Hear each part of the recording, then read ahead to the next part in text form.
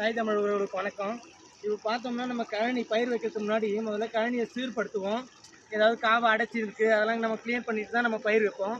ஆனால் திரும்ப இந்த மழை என்ன பண்ணிருக்குன்னு பாருங்கள், வரப்பை எல்லாத்தையுமே உடச்சி வச்சிருக்கு. இது மாதிரி நிறைய இடத்துல வரப்பு உடஞ்சிருக்கு. இப்போ நாங்கள் திரும்பவும் இதை எடுத்து போட்டு கட்டணும். நல்லா பாருங்கள், உங்களுக்கே தெரியும்.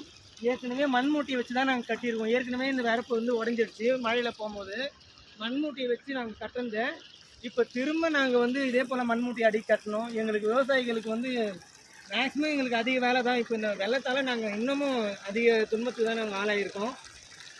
மார்கழியில் மழை பெய்யும்ன்ட்டு யாருமே இது வரைக்கும் நாங்கள் கேள்விப்பட்டதில்லை. ஆனால் மார்கழி மாதமும் மழை பெய்யறது டிஃப்ரெண்ட்டாக தான் இருக்குது. இதுதான் இப்போ சொல்கிறாங்க பருவநிலை மாற்றம் ஏற்படுது அப்படின்ட்டு.